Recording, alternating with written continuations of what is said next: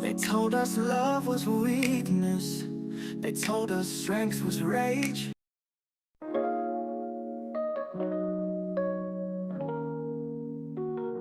They told us love was weakness, they told us strength was rage. But I've seen too many stories, and before they turn the page, we praise the ones who burn it down. Call that power, call that fame.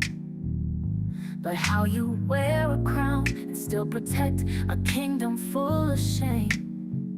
If you wanna fix a car, you gotta lift up the hood. Check every wire, every piece, keep only what's good. This ain't about judgment, it's about what remains. After we finally admit we've played too many games. This is the year of no more games, no more lies dressed up in chains.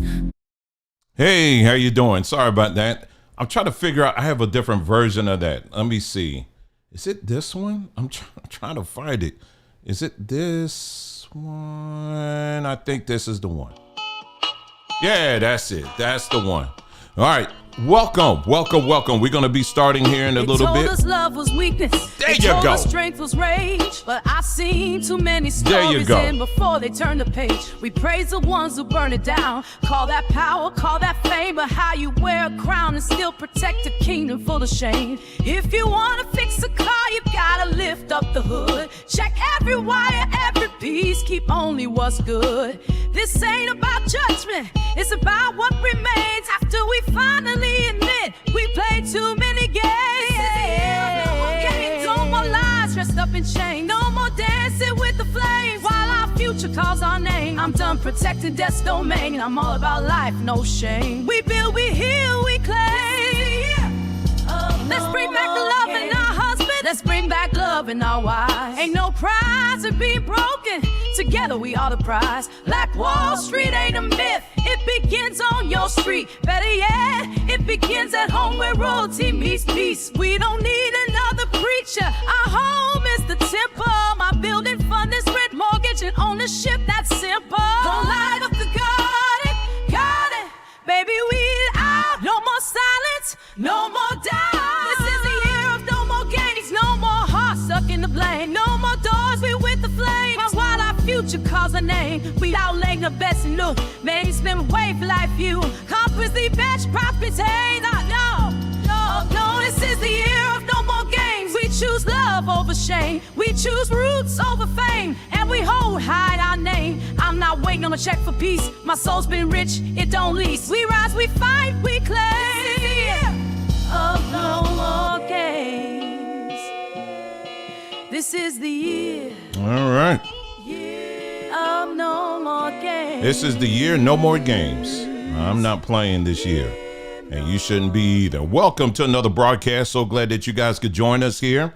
And we're going to have a very interesting talk here where we're going to be delving into some details of some things. And it's going to be quite interesting, you know, and I like delving into details and really taking my time and trying to figure out why things are the way they are. So that's what we're going to be doing. We're going to be, I'm going to tell you just in a moment here, but this weekend I found out, I was on Twitter and someone posted a figure that I did not know this. I mean, I knew, but I didn't know. But I'll explain that in a little bit. In the meantime, so glad that you guys can join us on this Sunday. Today is Sunday, May 18th, 2025. Today is, we got up to 80 something degrees today. It's getting a little bit cooler now, but today, but yeah, I'm looking at the temperature for the rest of the week out here in Arizona, and we're going to be hitting the hundreds by midweek. So yeah, I'm already gearing up for that. Well, anyway, in the meantime, I hope it's a lovely day where you are and you're getting ready for another wonderful week. There is not a such thing as Monday blues. Okay. No, we're going to make Monday the best day ever. Okay. So don't look down, look up. Okay. It's another day of opportunity for you to advance and elevate and go higher. All right. So let's look at it that way. Okay. Let's see a couple of quick news items. You hear about Biden. I just heard that he has an advanced case of prostate cancer. And I just shook my head. I was like, man, I mean, that's some ugly stuff. It really is. But I was just sitting here thinking like, okay, this didn't just happen. I mean, these people already knew, this guy was sick. I mean, I would say he probably, if they're saying he has cancer, but probably all, there's also some dementia or something going on there too that they didn't want to talk about. So anyway, it's, that's that. I'll just say that I can't, like someone says, if you don't have anything nice to say, don't say anything. So I'm not going to say anything. I'm just leave it like it is. I'm sure he's got the best of doctors and medical care and all of that. So if they want to save him, I'm sure they can find a way to do that. But I got a feeling I was telling my wife, I said, because he's very loose on the mouth these days. So they probably are like, okay, you got to go, so who knows? So that just happened. What else? Other things that are going on that of somewhat significance. Did you guys catch that ship in New York Harbor, right under the bridge, or the Brooklyn Bridge? The country of Mexico, they had a ship, a tall ship, and it was, I guess they said, it was the Mexican military, excuse me. Sorry.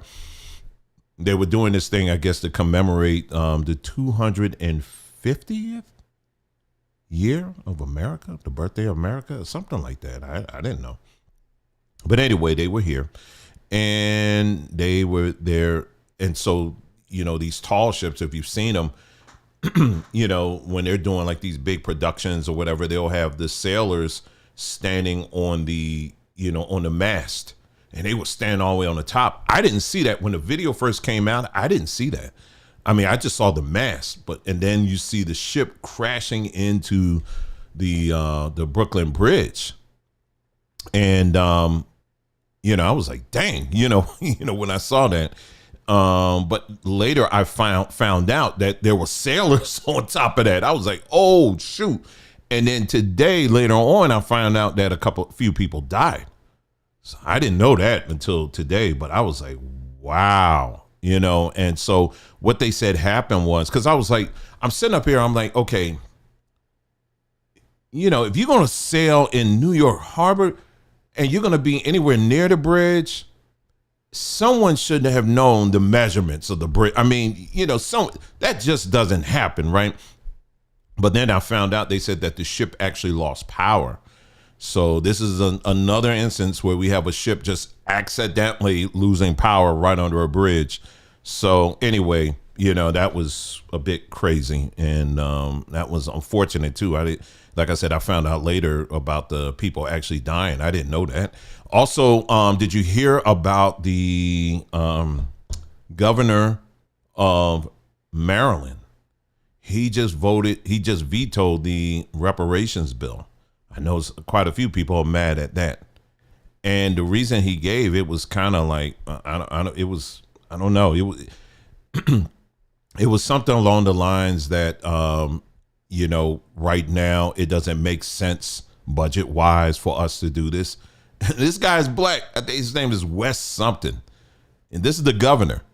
And the reason he gave, it was, like I said, it was along the lines that, these studies, he said, they are adding up. They're getting a bit too expensive, especially where we are in our state budget now.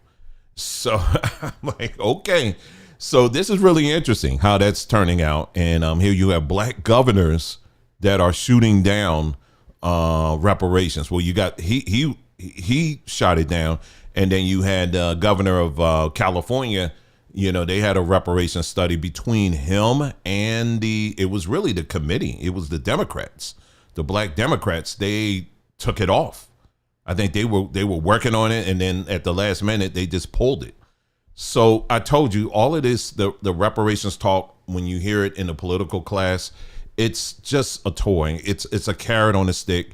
It's nothing to it at all, because it's not going to mean anything. And it doesn't really mean anything to that class. So if you're depending on them, they're not going to get anything for you. They're not. I'm just going to be honest with you. Oh, you're being negative. No, I'm being realistic.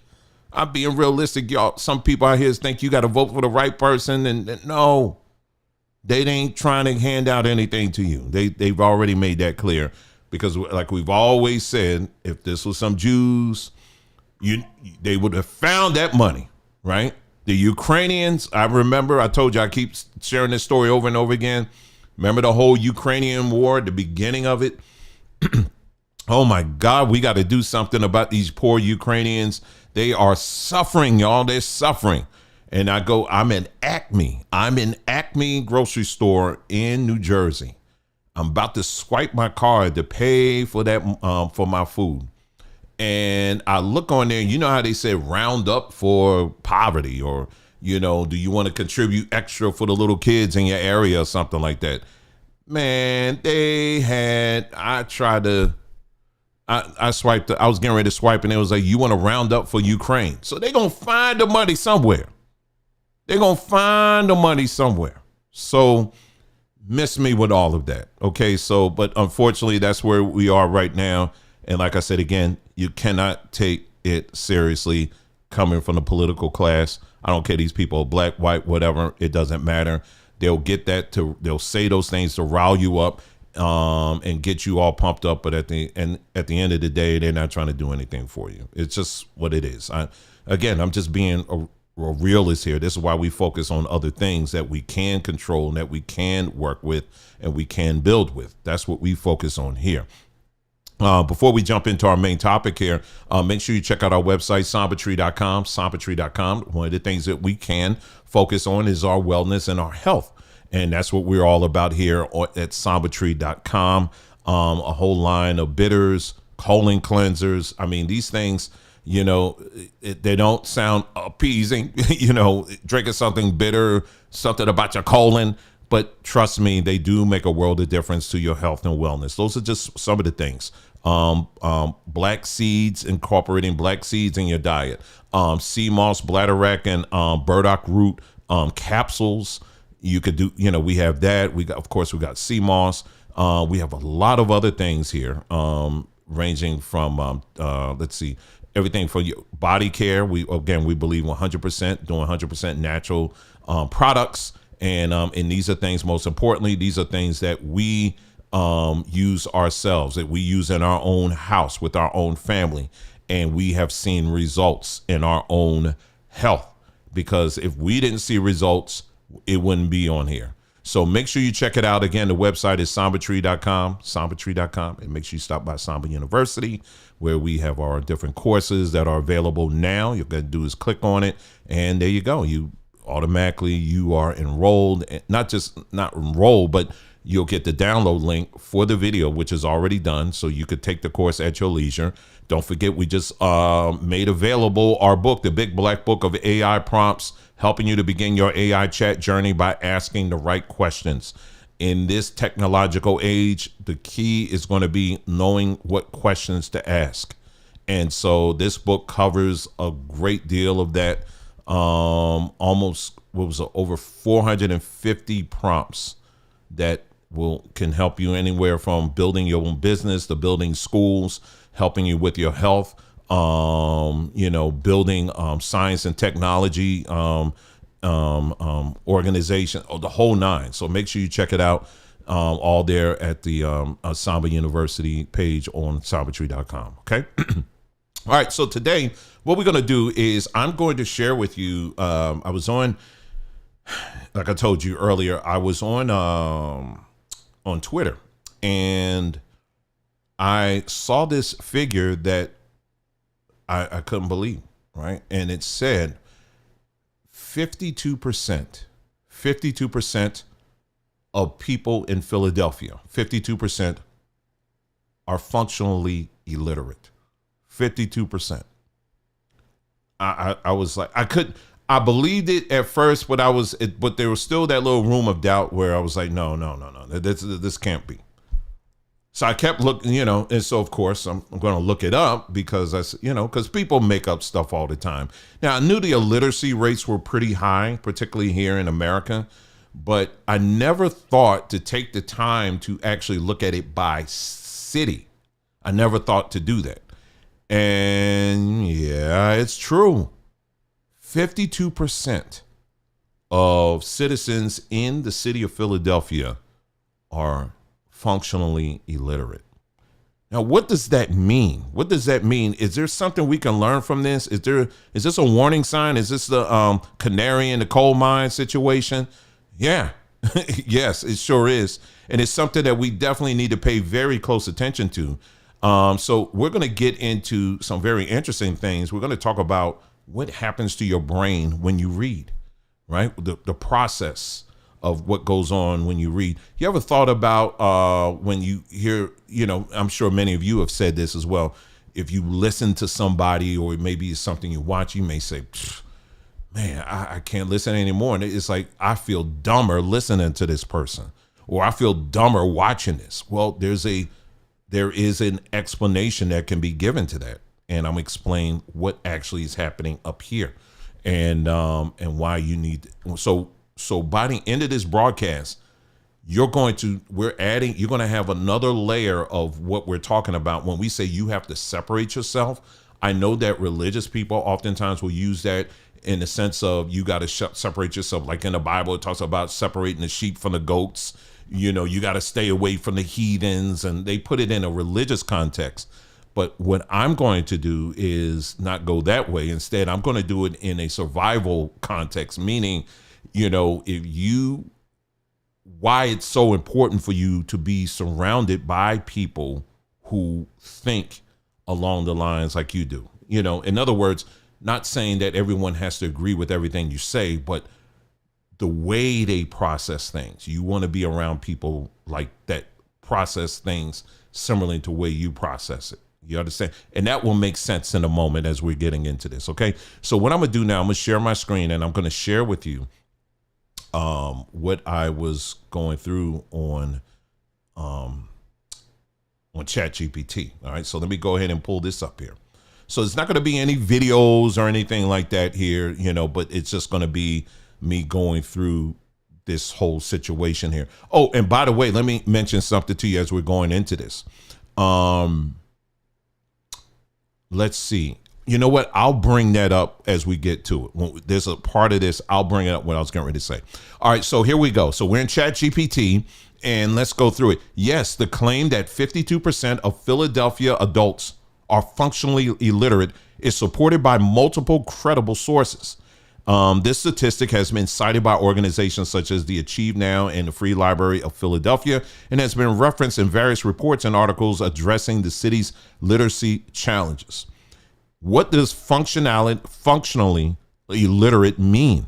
Functional illiteracy refers to the inability, pay attention now, the inability to read, write, or comprehend information at a level sufficient for everyday task. Let me go back and read that again. Functional illiteracy refers to the inability to read, write, or comprehend information at a level sufficient for everyday task. Now, when I read just that sentence, I had to put it down and walk away. Because you got to think, I want you to really think about just that before we get into it, because it's going to get deeper now. It's going to get much deeper than this. So think about this. We have an American city that over half of the people in the city cannot comprehend information at a level sufficient for everyday tasks. Now, when I thought about that, as I was thinking, processing that, of course, it was just a bunch of different trees just grew out of my mind, meaning, okay, I got a million questions right now, because at this point, I want to know, I have ideas on the impact of this, but I want you, I'm talking ChatGPT, ChatGPT, I want you to really work this out for me, because I want this needs to be mapped out on what this really means. All right. So let's continue to read it. This includes difficulties in reading job applications, understanding medical instructions, or assisting children with homework. Individuals who are functionally illiterate may read at or above a 5th grade level, which significantly limits their ability to navigate daily life and employment opportunities. Now, this is just Philadelphia, but we're not going to stay in Philadelphia. I'm going to go to other cities as well. Broader literacy challenges in Philadelphia beyond the 52% who are functionally illiterate. Approximately 67% of adults in Philadelphia are considered low literate, reading at a 6th to 8th grade level. This widespread literacy issue contributes to various socioeconomic challenges, including higher unemployment rates and limited access to higher education.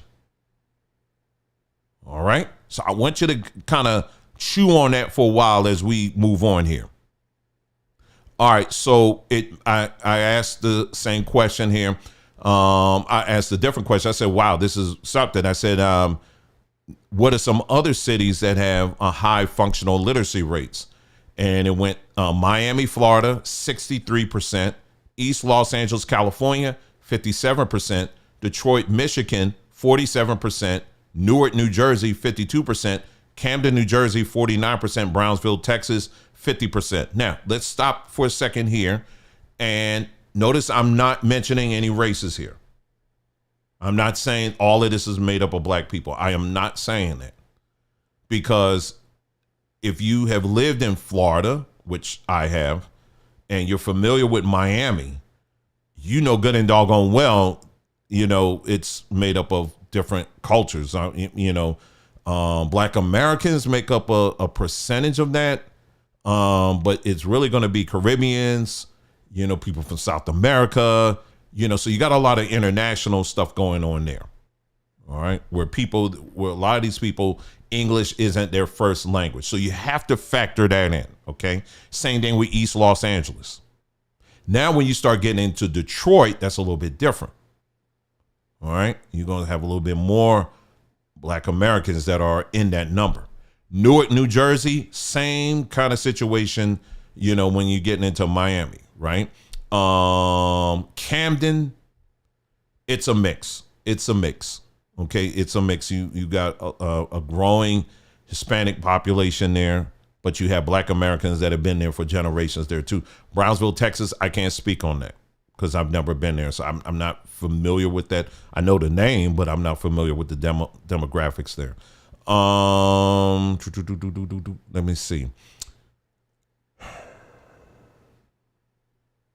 Let's see if I want to read this. Consider functional and possess reading. Okay. Let's move on here. The functional illiteracy crisis in cities like Philadelphia have a profound and far-reaching economic impact, one that touches workforce development, public spending, healthcare costs, and generational poverty. Below is a breakdown of how economic growth is hindered and which groups are the most affected. And so that's what I wanted to know. Like, okay, what was my question here? I said, so let's look at the very real economic growth impact of a city like Philadelphia because of this trend. I also want you to highlight the group that will be the most impacted. So that was my question. All right. So here you go. Here's answering it. Economic growth impact of functional illiteracy in Philadelphia. Number one, reduced workforce competitiveness. Employees struggle to find qualified local talent, leading to increased outsourcing of hiring from outside the city, greater investment in on-the-job training or remedial education. And then the other point is low literacy workers typically earn 30 to 42% less than their literate peers, limiting local consumer spending. So let's talk about that for a second. All right. So again, take this case of Philadelphia, where you have Philadelphia is like, please Google, please Apple or whomever, please build some offices here. Please come in and build something here because the people need jobs. Well, a lot of these companies, even though they may have a presence there because maybe they got the land cheap or something like that, the truth of the matter is that the employees that they have there, These are, a lot of times, these are people who originally aren't even from the area. They're not hiring off of Broad Street or Market Street in Philadelphia. You know what I'm saying? They're not hiring people on the, on the local level, because if you can't read or write, there's no benefit. You can't benefit from that. Not directly. You're not going to get a job working with that. Right? So then what happens? So they have to hire from people from other states, other areas, other countries. And so the tax money that they gain, the city, like in this case, Philadelphia, that they will gain, that money will go into the school district. Well, let's look. Seem like the school district ain't really working, is it? The school district ain't school districting. And so it goes, the taxes go to a lot of these programs that are failing. Now, I will say this about public school teachers. They're not really all the blame on this. Public school teachers, I know they catch a lot of blame, and yes, they do some very dumb things as far as I'm concerned. That's a whole nother video, but they're not completely to blame here. It starts in the home. Like I always say, it always starts in the home. Literacy begins in the home. So I was thinking about going back in time. Like if you go back in the olden days or whatever, there were many cases when you read some of these accounts of families, when you're talking specifically black families, for example, but it was white families too. Back in those days, America, the economy was largely agricultural.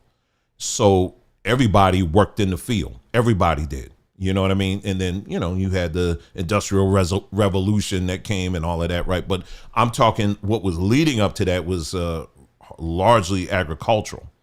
And so what would happen was that the parents would say, listen, all hands on deck, even you young children, y'all need to be out in this field working so that we can pay these bills. In my own family, I could look no further. I don't have to look no further than my own, like on my mother's side. She used to tell me they will all be out in the field. And even she was small enough, they would be picking cotton. This is in South Carolina. They would be out there picking cotton. She was a little thing. They'll give her a little piece of cotton to play with, but they will have everybody out in the field because they put their money together so that they can pay bills, they can buy food, the whole nine, that kind of thing, right? And so what would happen is if one of them, now this doesn't really apply to, I'm not saying this happened in my story, in my family story, but there are other families that can attest to this. When a child wanted to go to school, it was really a really big deal. It was a big, big deal, because if that child wanted to go to school, that was income that the rest of the family was missing out on. So education wasn't a luxury. It was something that was, if you're going to do this thing, you better do it, because otherwise, you wasting our time and we could be paying some bills. And that's why many of you have older relatives or family members that dropped out of school if they grew up, particularly in the South or maybe in the West in some cases, that dropped out of school at a very young age because, again, they were working. You know what I mean? And so when children would go to school, when the parents agreed that, okay, you can go to school, it was something of which, it was like, you better do this thing. You better do this because you're carrying a whole lot. And the benefit of it wasn't immediate, but as the child would learn to read and write and stuff like that, they became a benefit to the families because, things had to be signed. If they had to go get a loan or something like that, the child was more familiar with that than the parents. So education then, it was, in those days, it was something of great importance. And even though the parents, and this is the point I'm driving at, even though the parents themselves may have been illiterate, the parents still had, they carried with themselves, they instilled this level of importance that, listen, I might not be able to help you with your homework, but your behind is going to be in that room learning that stuff. Okay, I can't help you, but I'm gonna be right here. If you better do it because we're counting on you. That was the mindset back then. Today, what we're dealing with is school is seen more or less like a luxury.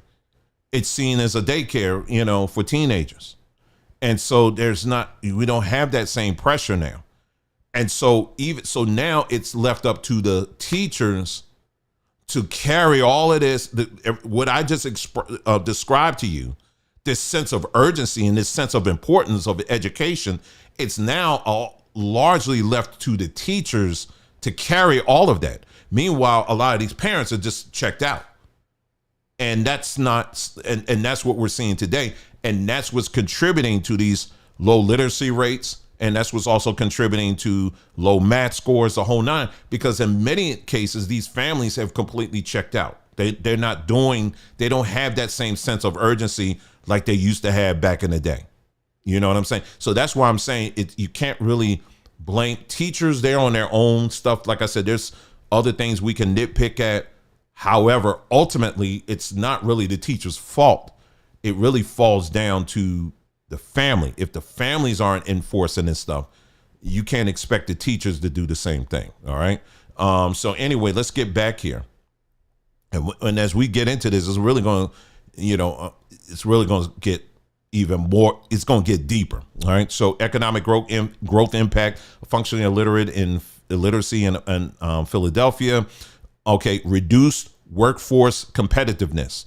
Employees struggle to find qualified local talent, leading to increased. Okay, I already read that, right? Loss in tax revenue, lower earnings equals lower income tax contributions. Employment or underdeployment among low literacy adults increases reliance on public housing, food assistance, and Medicaid. So because we have this low literacy rate in places like Philadelphia, and like I said, we're going to look at these other cities, you're increasing the dependency on government. That's what's happening. All right. When people can't read, our dependency on government increases. That's what's happening right now in the shadow of what I was just talking about earlier, this demand for reparations. And as I said earlier, if you go back to my other video, I made my case very clear about where I stand on reparations. Just go back to the previous video. I made it very clear where I stand on that. But imagine giving someone millions of dollars, but they can't even read. How do you think that's going to play out? All right, let's move on. Slowed local business development. This is something else I've been talking about. Businesses avoid opening in neighborhoods where the customer base has limited disposable income. The labor pool lacks sufficient literacy for tasks like inventory, digital systems, or customer service. You see this all the time when you go to, if you're going to go to a restaurant, everybody knows don't go to the restaurant on certain parts of town because the workers who knows what they're doing behind the scenes. This leads to economic stagnation or decline in certain zip codes. Higher public spending. Public funds are diverted to remedial adult education, job readiness programs, criminal justice. A significant portion of the incarcerated population is low literate. All right. So a lot of this money, this tax money that is being generated from sales tax or some of these other taxes, it's going to these programs that we can see now they're not doing anything. They're not helping. Healthcare costs rise. Now, this is an important one. Healthcare costs rise. I want you to pay attention to this one. As low literacy individuals misinterpret prescriptions or fail to follow medical advice. Now, that would be an interesting study. Because here you got a doctor, a lot of people make fun of doctors' handwriting, but they'll give you instructions on taking some, a prescription or some kind of drug and say, hey, take this or whatever. And then most people can't even read the names they give to these drugs, let alone know about their background, the testing history, anything like that. And so when you're not reading, and you tend to avoid reading things, all you want is, how many times a day do I take this? Or if you walk out of the office and you don't even know that, think about what that can contribute to if you're taking prescription drugs at a, where you're not even following the instructions. Think about what the fallout can be on health on that. All right. And this is why we did, not Claim Check. What's the Pharma Guy, that AI platform that we put together, where people can plug in the drug. All you got to do is know the name of the prescription drug that's being given to you, plug it in, and it'll give you all this information about it. Anyway, have higher rates of preventable chronic conditions. That's another one.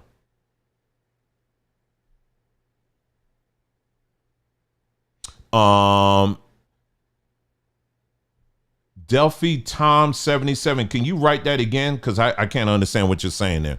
Intergenerational economic stagnation. Children of functionally illiterate parents are more likely to enter school unprepared, struggle academically, drop out, thereby repeating the cycle of low literacy and low income. And it goes on. All right, so we talk about, okay, here we go. Oh, it said people in Philly. I can't. Anyway, most impacted groups, Black and Latino communities. All right. So we know, again, as I said earlier, when they say Black here, that is also including people from the Caribbean. That's also including people from Africa, but it is also including Black Americans. We cannot leave that out. As much as we got some Black folks that want to try to delineate themselves from all problems and pretend that Black Americans aren't experiencing any of these things, the truth of the matter is we are. That is true. All right. Just like it is true that when they say Black, they're also including these other cultures. That's true. But it's also true that Black Americans are also part of this number. So you cannot delineate from the truth. Okay. It's just what it is. All right. Black and Latino communities. In Philadelphia, these populations are disproportionately concentrated in underfunded neighborhoods and school districts. Generational poverty, systemic inequalities, and school segregation contributes. They go on about some stuff. Yeah, that's right, Team Truth. It's not always immigrants. And yeah, you're right. And then they go to immigrant communities, single parent households, and then they talk about that. Okay, so the next question was, I asked about what's the illiteracy rate in Baltimore, and they gave me a whole bunch of stuff there. Okay, all right, let me get back here. Earlier in our conversation, I said you gave me a list of other cities with higher illiteracy rates. I want you to do that again, but this time include Baltimore, and I named a list of other cities. And here we go. And I have another list that I'm gonna show you a little bit later here. All right, so Philadelphia, 52%, Baltimore, 33%, Washington, 33%. Both of those make sense because in the Baltimore, Washington area, you're going to have a higher concentration of people who are literate because of what's in Washington, D.C., right? So it makes sense it's going to be lower, right? Richmond, Virginia, they're saying over 100,000 adults with low literacy. All right.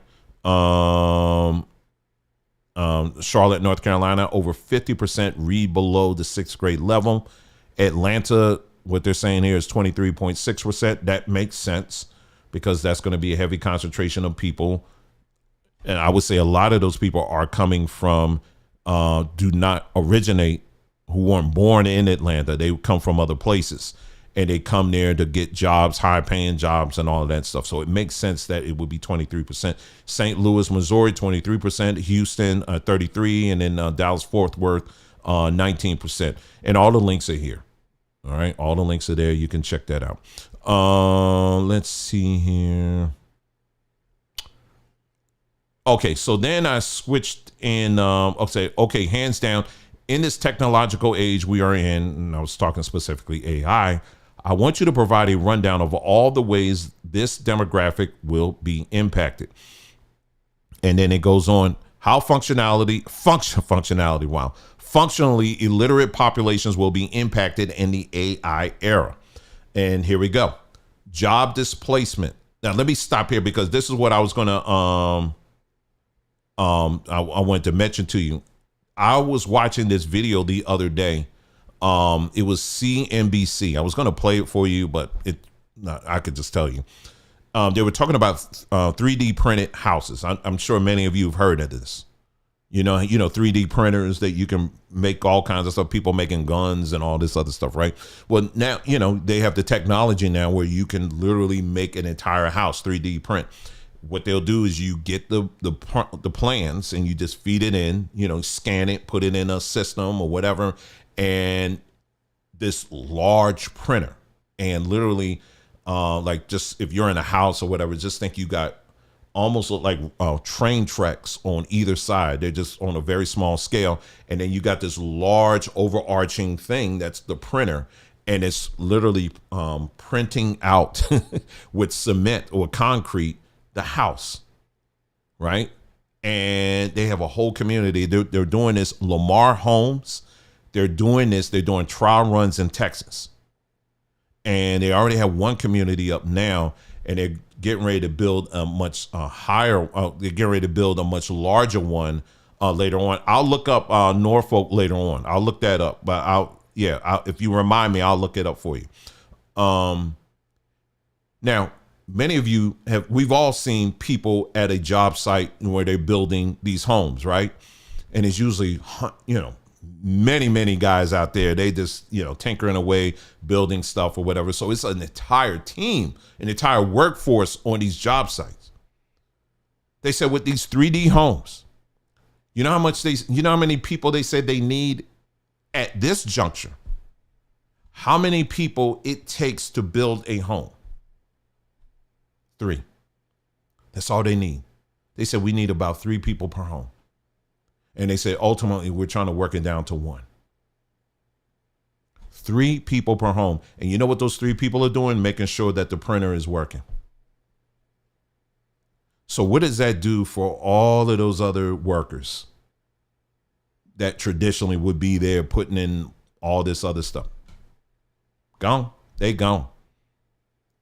Lamar Homes, they're like one of the largest builders in the United States right now. And they are putting millions and millions and millions of dollars into this.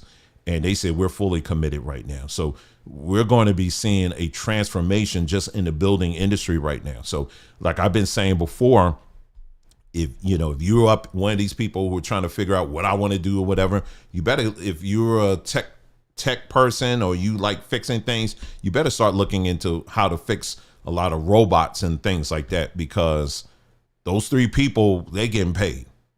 And there's a whole lot of people who are not. And so I'm just saying this is where it's going right now. So let's go back.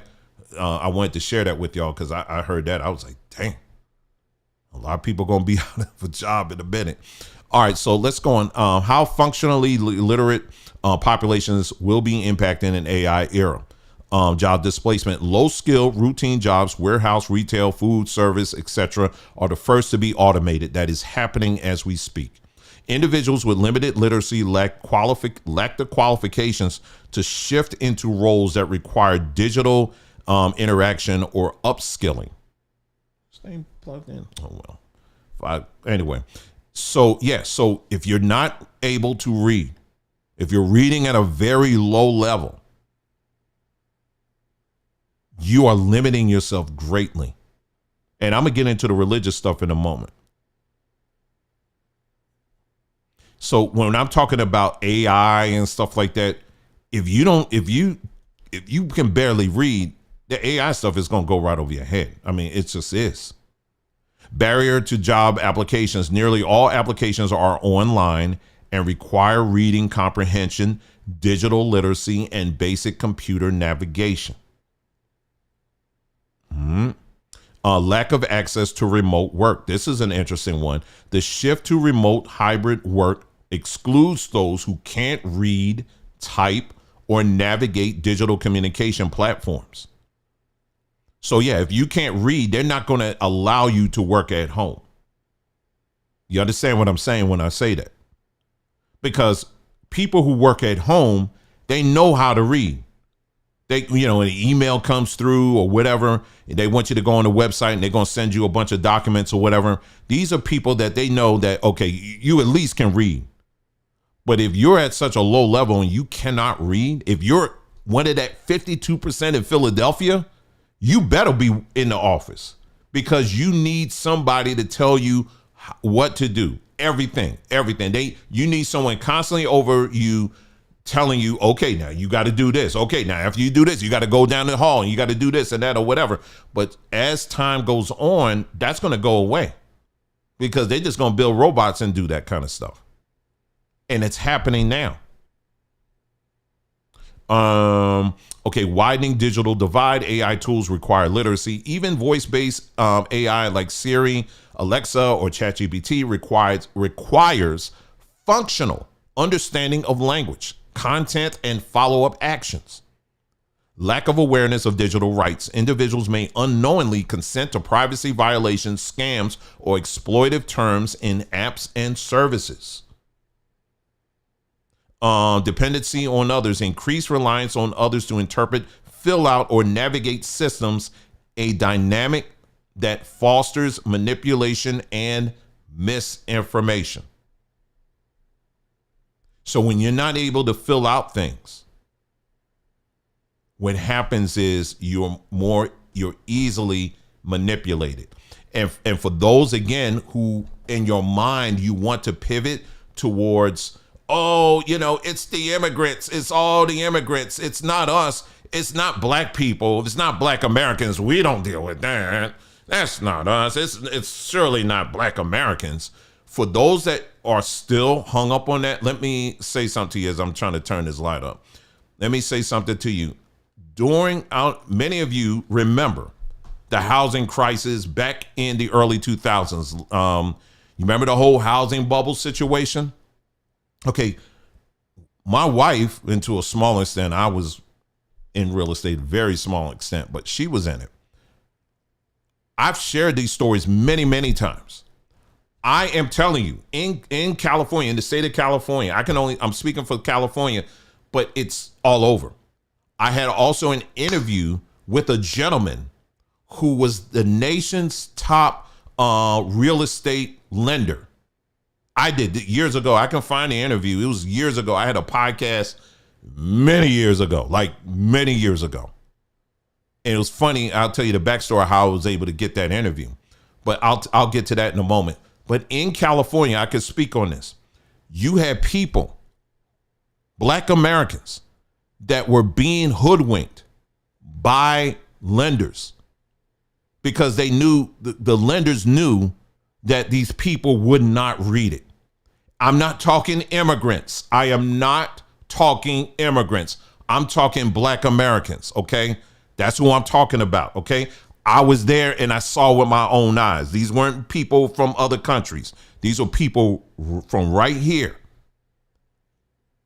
And you had lenders who were black Americans too, that knew that their clients were not going to read the contract. And so these lenders oftentimes would say, man, they would use the whole we're family and all this stuff. And I wouldn't lead you wrong and all this other stuff. Meanwhile, this is my wife now. She's telling me these lenders, because my wife was working for a builder.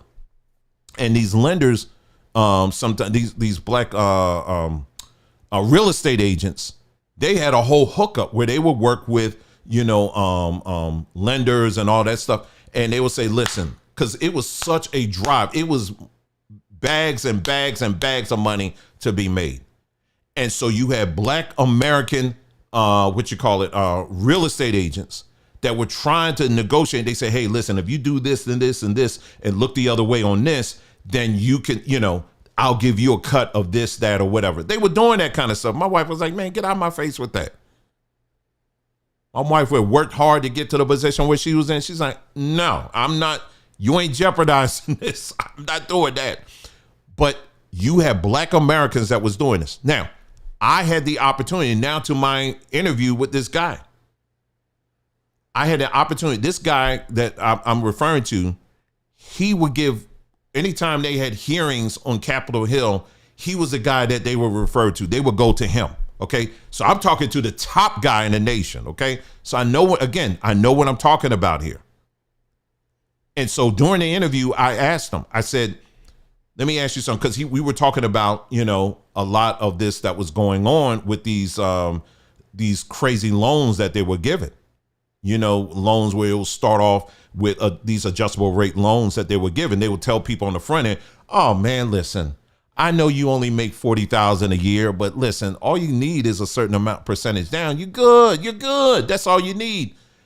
And people would go in and line up and buy these McMansions, and they just were not. I could name places right now, and it was San Bernardino, Moreno Valley, all Riverside County, because a lot of black folks are moving in Riverside County. Lots of black folks. They were leaving LA and they were going all in Riverside County, all in San Bernardino, all of that. I just wonder now what that place looks like now. But I'm just telling you, that's around the area where we were. And so I asked him, I said, because we were talking about a lot of the unfortunate things that were going on in the industry and the impact it was having on black folks, and how you have a lot of these loan officers that were not making a point to make sure that black folks take the time to read this stuff. And I asked him, I said, let me ask you something. I said, I'm hearing what you're saying about a lot of this stuff that's going on. I said, do you notice that, are there black lenders that are doing this, like loan officers that are involved in this? He said, yes. He said, yes, I am seeing black loan officers who are not giving the entire truth to black folks on the importance of going through this stuff. He told me that. So again, I'm telling you what I know. So when people want to oftentimes pivot to, it's the immigrants, it's the other group, I'm telling you, yes, they do play a part in this, but black Americans are also part of this too. And so you can't pivot out of this on what we're talking about here. Okay. So I'm very aware of the different parts, but we have to take responsibility for our part in the situation as well. And our part, their percentage is bad. It is. All right. So don't allow your brain to start comparing and, well, we're not as bad as they are. And no, don't get into that. The fact that it's a measurable issue, it should be enough for you to say, you know what, we need to pause and we need to take care of this. All right. So that's what I'm talking about here.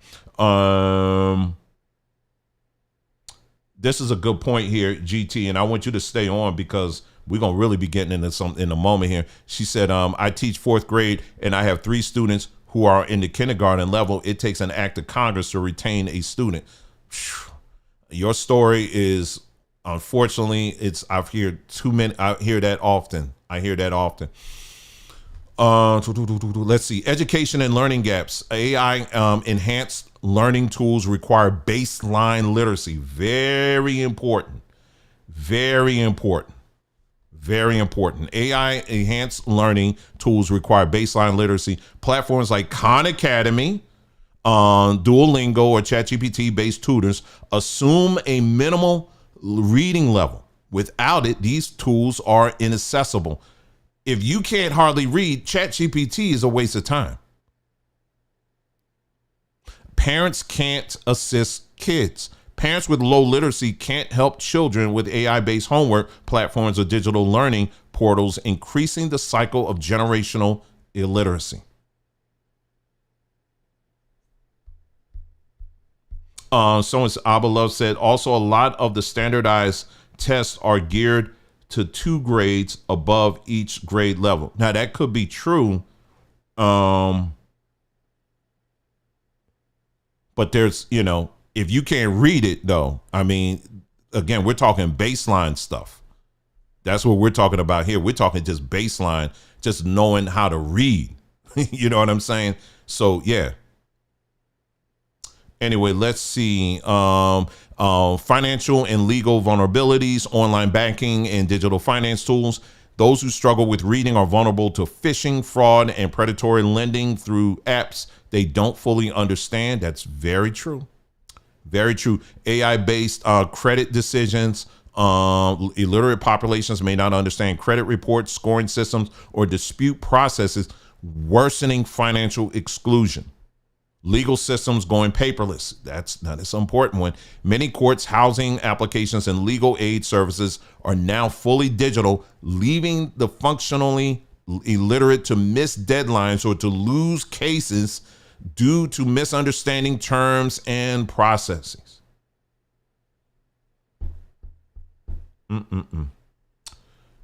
So this is what I asked ChatGPT to really lay it out for me, the impact, the full impact of this. AI powered patient portals and telemedicine.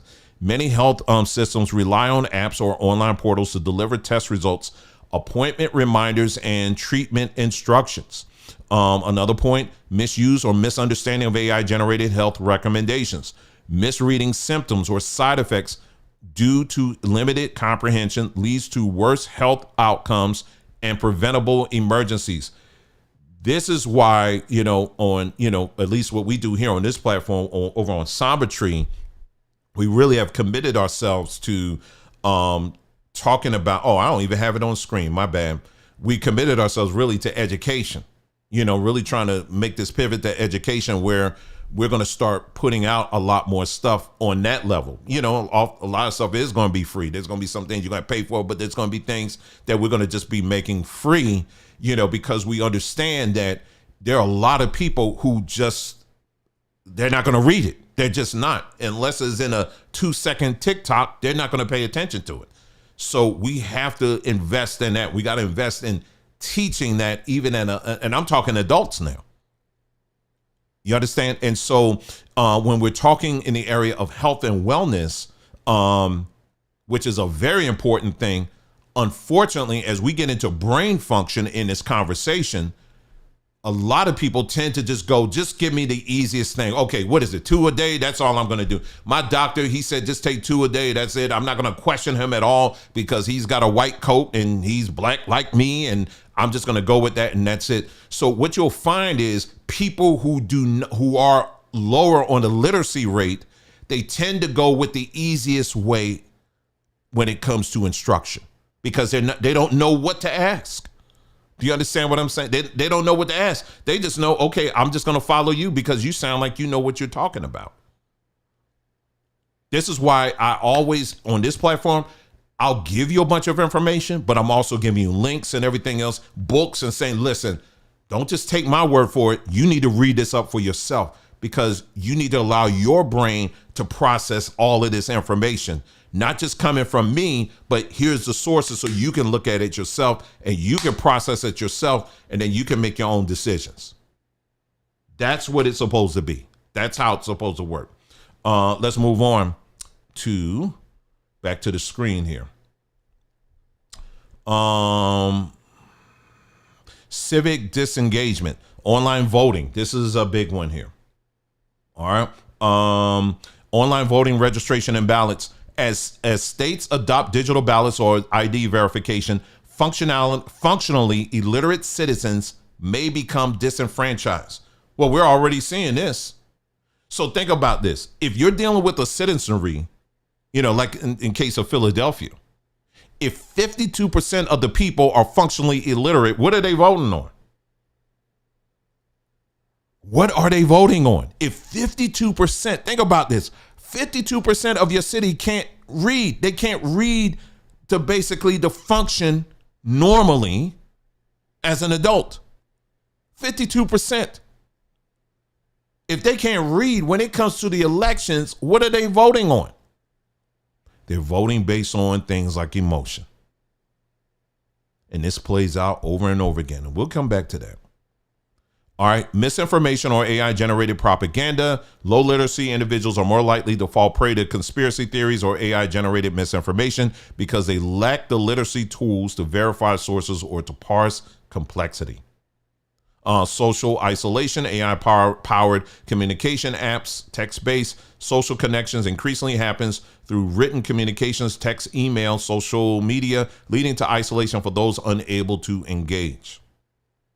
Reduced self-advocacy. Illiterate individuals may not know how to write a complaint, advocate for rights, or report abuse, especially as even customer service is now automated. So you got a lot of people out here now, instead of their complaint now, it isn't, okay, I'm going to write something out. Their complaint turns into, no, we're going to burn it down, or I'm going to get all in your face. You don't want this smoke. It turns into that. You lean over to the emotional side instead of being able to sit down with someone and you can basically make your points known or clear if you know how to communicate. But if reading is something that you're lacking in, a skill that you're lacking in, that means it's going to have a direct impact on how you communicate to people. This is why you see people oftentimes now, they're just yelling every time, got to raise their voice on everything. All right. And we're going to get into that in a moment. What's the most at-risk demographics? Older adults, especially those who left school early, Black and Latino populations, immigrants, justice-involved individuals who missed out on formal education.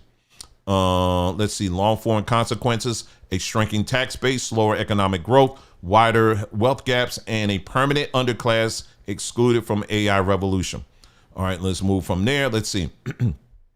All right, so now we're going to get into brain function, because this is where I was really interested in this part. All right, and so I said, I'm just very intrigued by this topic. What part of the brain is used the most when it comes to reading? All right, reading is one of the most complex cognitive tasks the human brain performs, and it activates a sophisticated network of regions that must work together seamlessly. Here's a rundown of the main parts of the brain involved in reading and what each one does. All right, so here we go. So the key brain regions used in reading. So you got the left occipital lobe, all right, the visual cortex. All right, so this is all on the left-hand side of your brain. Now I'm going through all this so you can understand what's going on when you're reading. Reading ain't just, you just read and that's it. No, there are steps that your brain is taking, and there's a reason why I'm explaining all of this. All right, so the function of the left occipital lobe is to recognize the shape of letters and words. It's basically visual decoding. Why does it matter? This is the starting point, converting written symbols into visual patterns that the brain can process. The left temporal lobe, number 2. Function, it interprets the meaning of words and sentences. Okay, so you got a part of your brain, when it looks at a word, it also interprets the meaning of what you are saying. So just imagine if this is not being operated, if you're not using this part of your brain, you will never know the meaning of words. You really won't know. You'll get offended at a drop of a hat because you think somebody said something. You think they're saying something to offend you, but maybe they're just simply trying to point something out, or you just misinterpret something. You know how many people out there will misinterpret words of other people every day? Well, one of the reasons of that, causes behind that, is because perhaps that person that's doing the misinterpretation, they're not using this part of their brain enough. And how do you sharpen that part of your brain? By reading. All right. This part of your brain, the left temporal lobe, it interprets the meaning of words and sentences. Why does it matter? Without this area, you could read a word, but not understand what it means. And it tells you where it's located in the posterior, superior, temporal. I hope I'm saying this right. Gyrus. I hope I'm saying that right. The left inferior frontal gyrus. Again, these are all parts of your brain. You just think you just reading something real quick. But yeah, in that real quickness that you're reading, all of these little gears are the gears that are turning while you're reading. I tell you, the body is amazing. All right. Function. What's the function of this? It handles speech production and grammar processing. We're going to put an asterisk by that. Let me read that again. The left inferior frontal gyrus, it handles speech production and grammar processing. Why does it matter? It helps you sound out unfamiliar words, phonological processing, and understand sentence structure. All right. Angular gyrus. What's the function of that? It integrates visual and auditory data for reading comprehension. Why does it matter? It helps connect written text to spoken language, crucial for both fluency and understanding. Okay, supramarginal gyrus. Aids in phonological processing, sounding out words. Why does this matter? It helps break down words into syllables and sounds, especially during early reading development. Your brain does all of these things. Fusiform gyrus. Okay, hope I'm saying that right. Function, rapid recognition of whole words. Why does it matter? As reading becomes more fluent, this area helps recognize familiar words instantly without sounding them out.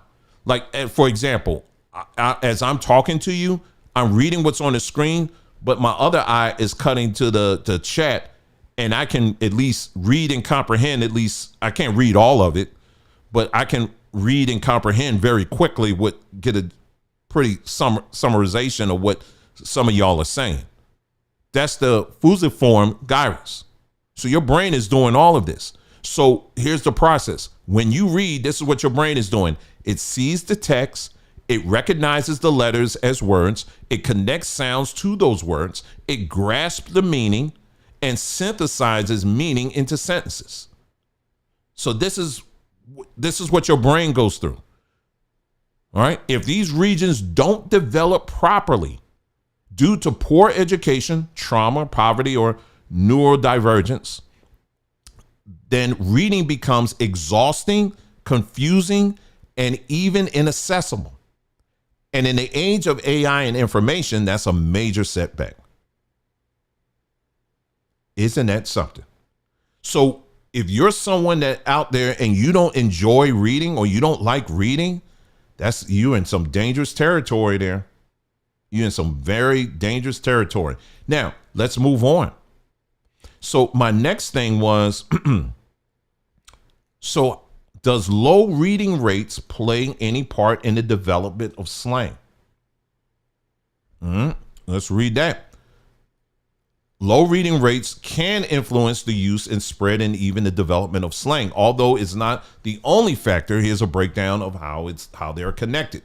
All right, so when you hear people, some of the things that, we call slang, because, a lot of times you'll hear, particularly black folks, we pride ourselves in the slang that we use, and we will say that, yeah, see, this is just our culture. We say these things because this is our culture and all of that.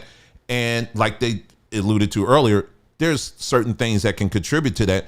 But the main contributor to that is illiteracy. And that's something we shouldn't be proud of. Illiteracy. All right, let's move on. The oral over written tradition. In communities with low literacy, communication relies heavily on oral tradition, not books or formal writing. Slang emerges organically through spoken language, often as a way to express identity, humor, critique, or resistance. Without strong reading habits, standard grammar and vocabulary from former sources don't get reinforced. Now, let me stop here for a second, because there will be some people that will say, well, listen, we don't all speak the King's English. Even white people, here we go again, pivoting to white people. White people, they don't even speak the King's English. I mean, they use a lot of slang too. Yes, you're absolutely right. But what is the baseline language that is used to run this economy, to run this society? The baseline, that's what we're talking about. And there are going to be quarters that you will never be able to access if you are going in there and you just running you talking all kind of slang and all this stuff. You're not going to be able to access that. That's what we're talking about here. And while people will trumpet that as, oh, that's just being cool, or that's just our culture, and you just have to adapt. No, nobody has to adapt to that. I can't tell you how many times I have to turn to my kids and I'm like, okay, what did they say? I don't understand what they say. Or if it's a video, I got to keep hitting rewind because I can't understand what they're saying. Now they may be a very good person and all that stuff, but if I can't understand you, I'm sorry, I'm gonna move on. I have to move on. I can't value what you're saying as much as I would like to. I can't value what's coming out of your mouth. So again, we're talking baseline here. We know again that you got all peoples out here that nobody's really speaking the king's English or the queen's English today. I get it. I understand that. But the baseline, that's what we're talking about. The baseline. And what we're talking about are people who aren't even meeting the baseline. That's the group that we're focused on. If you're not even meeting the baseline, that's going to be problematic for you. You understand? That's what we're talking about. All right, let's move on. Linguistic innovation and adaptation. People with limited exposure to standard English text often bend language rules to fit what's most useful or expressive in conversation. The results are new word combinations, reassigning meaning to existing words, phonetic spellings. Example, finna. I'm finna go, ion or that. All right. Resistance to mainstream norms in historically marginalized communities, especially Black American communities. Slang can be a form of resistance to dominant. Okay, well, let's move on. A way to, because I don't know people who just say that just because they're trying to resist something. Most of it is that's people just saying it because that's what they're comfortable in saying. Let's move on here. Limited exposure to vocabulary expansion. Reading is one of the most powerful ways to build vocabulary. When reading is limited, so is exposure to synonyms, technical or academic language, nuanced, emotional, or descriptive words. As a result, slang fills the gap with creative shorthand and compressed expressions. Okay? It's nothing wrong. If someone wants to speak slang, that's you. But just know that it ties into, a lot of times that does reflect on your reading levels too, which means that there are going to be certain areas you're never going to be able to reach. And it's also going to have an impact on you economically as well. All right. Okay, so this is my next question. So what I asked then was, I said, okay, so now this got me thinking. I said, when you're talking to somebody, you ever, and I asked this earlier and I'll ask it again of you. You ever like talk to somebody, or maybe you're listening to somebody and you're like, man, this person is just making me feel dumber.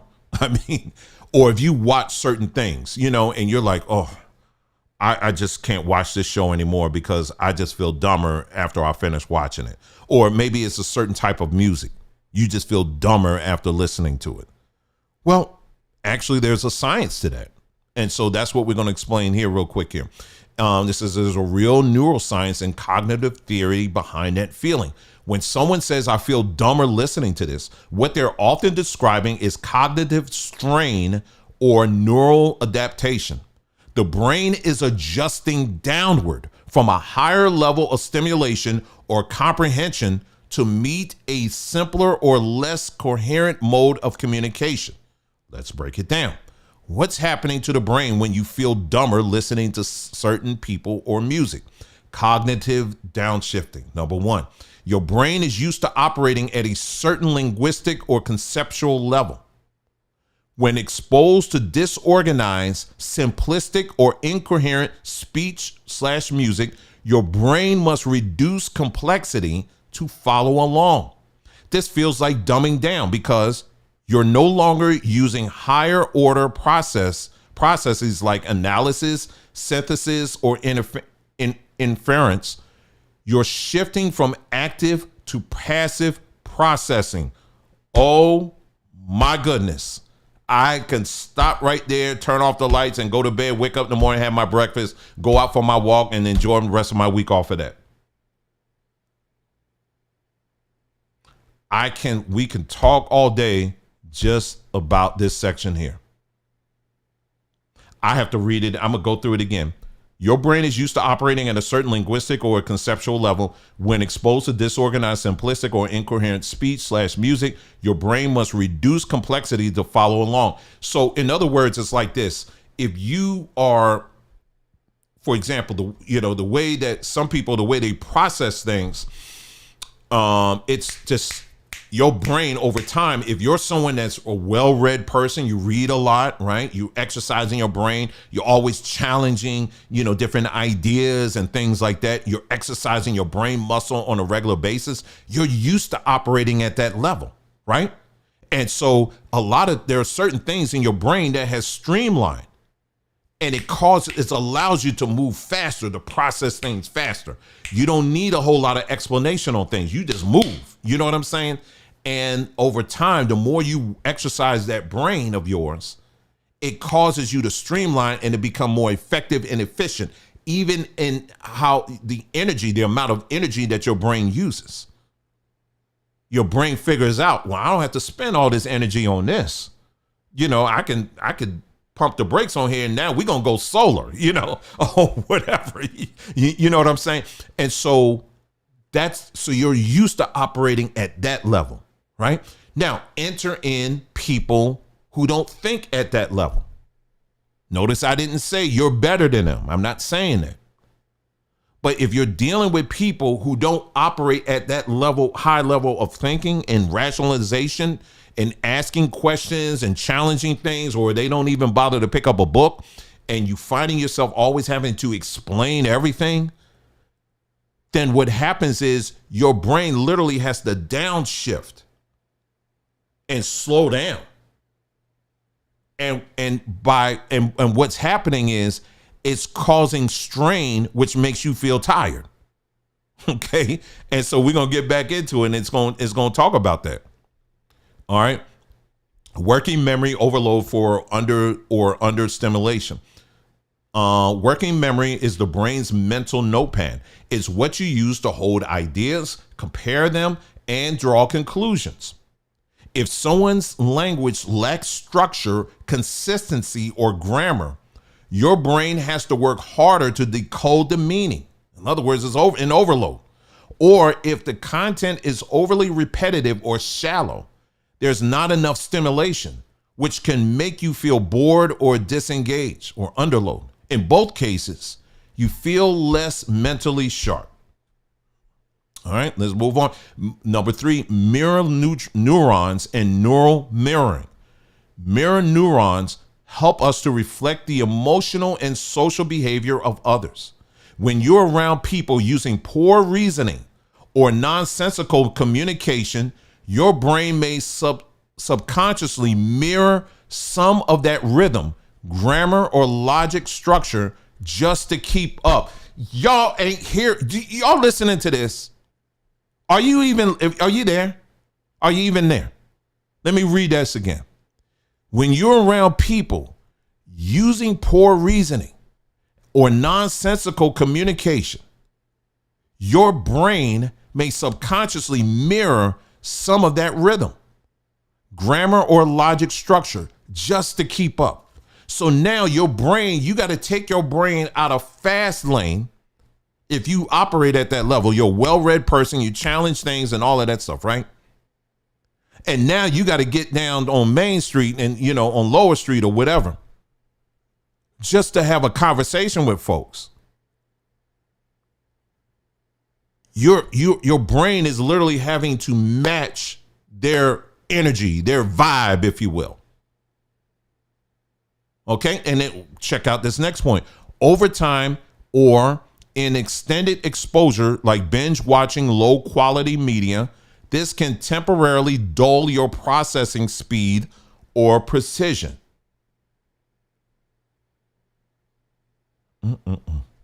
All right, number 4, linguistic simplification. To understand broken grammar, unclear slang, or stream of consciousness speech, your brain may default to pattern recognition instead of deep comprehension. We can stop there and we can shut the door and go to bed on this one. Let me read it again. To understand broken grammar, unclear slang, or stream of consciousness speech, your brain may default to pattern recognition instead of deep comprehension. Oh, now it's time for me to enter in and talk about you religious folks. Now it's time for me to talk about you religious folks here. Do you ever notice, and again, I'm speaking out of, someone that came out of Christianity and someone who was in the Hebrew space as well. You notice that these groups tend to talk about the same things over and over again. It's the main headlines are, if there's anything at all that happens that shows a destruction. Let's say there's a wild forest fire that takes place here out in the West. Or let's say, Trump gets some bad ratings or something like that. Or maybe there's a country out there that's saying, we're going to stand against the United States. Or name the destruction, name the whatever it is, the destruction, name it, name the bad news. Religious people will always take that information and will automatically transfer it to, this is why the Bible says this. Are you following me? They will say, you saw that? Like, for example, this is a classic one. Let's say, for example, if there's a river, there's some rivers, depending on the bacteria or whatever, climate or whatever, you will see certain rivers that will turn red. And so religious people will look at that and say, see, the Bible is true. See, it says in the last days that the rivers are going to turn into blood, right? And so people will take that and immediately go to that conclusion because they're used to that. They don't challenge. The only thing they actually read is the Bible. That's it. But when it comes to, okay, let's back up here for a second. Why did that really happen? And then you start asking questions, right? You start drilling in. You start saying, let me look into this further. Now, is it really blood or is it something else? And then you start asking questions and you find out, no, it's not blood. Actually, this happens all the time. Another one is religious people like to jump on in the Middle East, like in Dubai or whatever, or Qatar or whatever. In the middle of the desert, sometimes they will have these massive monsoons or whatever that take place, or, massive rainstorms that take place. And afterwards, like any time that something like that happens, flowers are just sprouting up everywhere. And so then they'll immediately point to a scripture and say, see, it says in the Bible that the deserts are going to bloom again. And this is the coming of the Lord. It's going to happen. But then you do a little research. That's that part of your brain that you don't exercise, right? You start looking into this a little bit further. You start asking a little more questions, and then you find out, oh, this actually happens every 5-10 years. It's not out of the ordinary. And then you bring this up to other religious people. You show them the receipts and say, hey, no, this is something that happens quite often. Did you say this last time too? And then what happens? They get mad at you for bringing it up. Because why? They are not used to using that part of their brain to analyze and to ask questions. Because when you are a low read person, in other words, you don't hardly read at all, religion is always there to fill in the gaps. It always is there. It's going to fill in the gaps. It's going to explain it for you.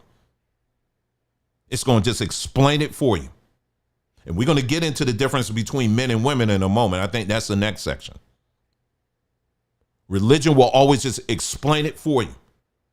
And people, oftentimes, you got people out here that will say all kinds of things. And it never gets challenged. I can sit down right now. I can name people right now that put out things and it's a complete lie. It's a complete lie. If I were to bring it up to people, they'll say, oh, you just jealous. You just really want this. No, I'm telling you, let me show you. It's not true. What they're saying, it's false. It's not true. Look this up. I'm showing it to you. It's right here.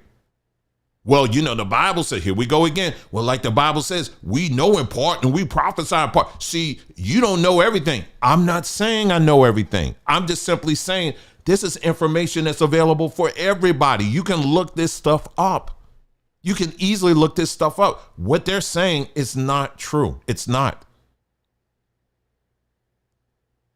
But when you're dealing with a demographic who unfortunately does not commit itself to reading, religion will always take the place of that.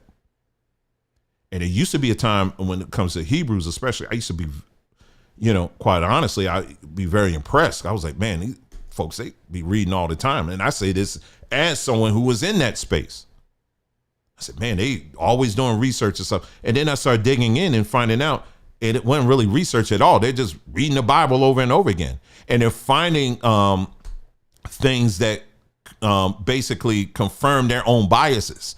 But when it comes to going outside of the bubble and really challenging these things, oh, you can't do that. There are many times I would tell people, hey, listen, hey, check out in this book, these are scientists, these are archaeologists or whatever. They have gone out and they've done the digging. They're actually at those sites and they're bringing up the truth of what they're finding there and all of that.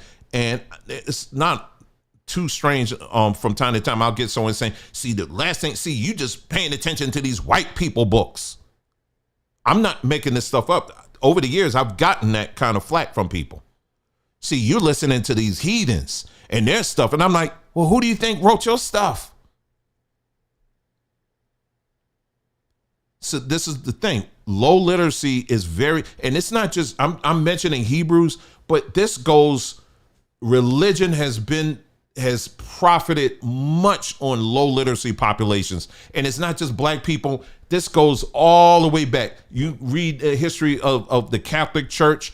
That's where they would make their home base with people who don't hardly read. The Catholic Church, they used to, you know why they used to read things in Latin? Because they knew most people couldn't speak it. So they would have the preacher up there. He'd be reading prayers and saying all this stuff. Oh my Lord, saying all this stuff in Latin, and people up there, they're just taken aback at the way he's saying it though. And look at all these stained glass windows, and listen to the choir, and look at these seats, and listen to the music and all this stuff. And people would get so impressed with all of that and don't even know what this man is saying. So religion, when we talk about religion, we're in the matrix, right? When we talk about religion in this space, it's always going to be the most successful with people who rarely will read, rarely, beyond the approved books of that religion. And so, unfortunately, what happens is, getting back to our point here, is that when it's time for you to really engage into reasoning, your default is going to be just simply going back and leaning on pattern recognition. And what do I mean by pattern recognition? Let me give you one more example. For example, there may be a case where, we've been talking about these recent cases where, let's say if it's a white person versus a black person or whatever, and someone ends up getting killed. Well, most black people, as soon as they hear those two elements, there's a black person and a white person involved, they would immediately come to the conclusion the white person is at fault. They'll immediately come to that conclusion. But they will not allow themselves to take the time to really understand and look at the story from different angles and get all the information so that they can make a more informed decision or conclusion. You understand what I'm saying? So you just fall back to patterns instead of critically thinking things through. Let's move on here. I think I kind of beat that one to the ground there. I hope you guys got that. All right, let's move on. Emotional disengagement in content. If the content feels chaotic, unintelligent, or emotionally numbing, as in some low effort media, your brain starts to disengage from emotional and intellectual resonance. You're no longer processing for insight. You're just enduring the noise.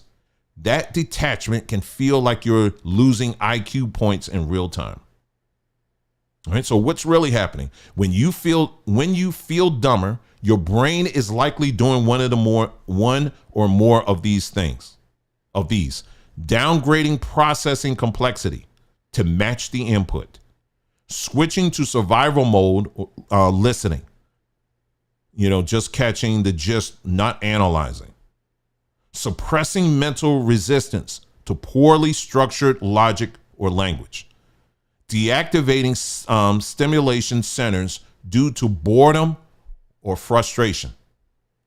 All right. Does this have a long-term effect? Yes. If habitual exposure to low-quality language or media becomes your default, it can dull vocabulary recall. It can reduce attention span, lower critical thinking habits, encourage passive, reactive thought over proactive reasoning. And then they say, but thankfully, the brain is elastic. With regular rearrangement in deep reading, stimulating conversation, or rich music, cognitive sharpness can return quickly. So you can fix it. So this is why, and then we're going to move on to the next thing. So this is why when we say here on this platform, when we're telling people, encouraging people, listen, you need to separate yourself from other people, some of these people out here, this is exactly what we're talking about. So now you're getting it from a scientific perspective on why it's important for you to separate yourself from people who think that way. Do you understand what I'm saying? Now you're getting it from a scientific perspective. Because if you do not separate yourself, what you're doing, you're forcing your brain to go back into lower gear. So this also includes people in your own family. There's people in your own family, you can try to help them as much as you can, and you can tell them all this stuff and give them all this information and all this or whatever, and they still won't get it. Well, okay, fine. Let me move on. Here's my number whenever you need me, but I got to move on. It's still on you. See, but the problem is a lot of times you have people out here that will talk and say, well, it's my responsibility to carry everybody. You know, we've talked about that. When you got to carry your family, what happens when you're carrying heavy things? You get tired, you get worn. It's the same thing when you're hanging with people who, you know, they just, you know, they don't have read. So if they're not reading, that means their comprehension skills are low. But at the same time, you're expecting this group of people to support you from an emotional perspective. You got people who read all the time and are very smart, but when you look at the people that they surround themselves with, they don't do that kind of stuff. But yet they're looking to these people to be their support base. You can't do that. You can't do that. That's an unrealistic expectation. You can't do it. You have to separate yourself from that. There are people that you're going to have to separate yourself from. You understand what I'm saying? So anyway, let's move on here. Let's see here. Let's see. No. Okay, so now we're getting into the male and female differences here. All right, so this is a interesting section here. All right. I'll just read it. What it says here. It says, because I asked it a question. It says, that's a very thoughtful and nuanced perspective, and you're absolutely not wrong to think that there could be gender-specific consequences to lower reading skills. In fact, there is truth to what you're saying, especially when we look at how reading influences cognitive development, behavior patterns, and gendered social expectations. Let's break it down. Is reading more critical for male cognitive development? And for men, I need you to listen up on this. The logical brain and reading. While it is an oversimplification to say that men are more logical than women and women are more emotional, neurological studies do suggest that on average, males tend to rely more on linear, rule-based, and systemized reasoning, left hemisphere dominant. Reading, especially nonfiction, argumentative writing, and analysis, strengthens this systemizing ability. So reading is very important for men. Very important. So yes, if males aren't reading, they may miss out on reinforcing those logic-driven cognitive circuits. All right, number 2, boys and early literacy struggles. Boys lag behind girls in reading across nearly every country and age group. They're less likely to read for pleasure, which limits vocabulary growth, emotional articulation, and abstract reading. And boys who fall behind in early reading are more likely to disengage from school altogether, increasing risk for dropping out, juvenile crime, and underemployment. So you have to ask yourself, if you are a parent and you have children, small children, particularly small boys, it's going to be vital and important that you always expose these young boys to reading, because it helps them to further develop the left side of their brain. All right, which is described up here. Males tend to be more linear, rule-based, and systemized reasoning. Reading, especially nonfiction, argumentative writing, and analysis, strengthens this systemizing ability. Very important for boys to read. Reading builds internal logic. Reading is like weightlifting for logic. You must track sequences, compare arguments, understand cause and effect, spot contradiction and bias. Without this practice, the brain gets less efficient at logical sequencing, which can show up as poor decision making, impulsive behavior, and reduced foresight. All right, male social pressure against reading. Culturally, boys and men are often discouraged directly or indirectly from reading. Reading is wrongly perceived as soft or feminine. School reading material often doesn't appeal to male interests. I definitely stand on that one. That's true. As a result, young males miss out on internal development of their intellectual identity. Hold on. And this can also have long-term effects on how they handle logic, responsibility, and maturity. You want to know one of the reasons why we have a lot of our men in prison, a significant number of black men in prison? It starts with things like this. It starts with things like this because you got men out there. And again, this is not all black men. All right. So before someone go there, I'm just saying this. I'm not saying all black men are like this, but there is a significant amount of black men in prison. There are also a significant amount of black men who do not know how to control their emotions. Why? Because they were never trained the importance of things like reading. And reading helps to develop that left side of their brain, which focuses on logic, reasoning, understanding things, understanding communication, and all of that. And when you feel like you have to pull out a gun off of the most simplest of things, what that tells me is you have an underdeveloped left side of your brain. All right, emotional logic and empathy gaps. Reading, especially fiction, helps people see into others' minds, which strengthens emotional logic as an essential part of moral reasoning. Men who read more tend to show higher empathy, better interpersonal judgment, more nuanced views of conflict resolution. Without reading, these emotional logical circuits remain underdeveloped, leading to either or thinking hyper defensiveness. Didn't I just say that? I just said that. Let me read it again. Without reading, these emotional logical circuits remain underdeveloped, leading to either or thinking hyper defensiveness, always defensive, or even violence as default responses to stress.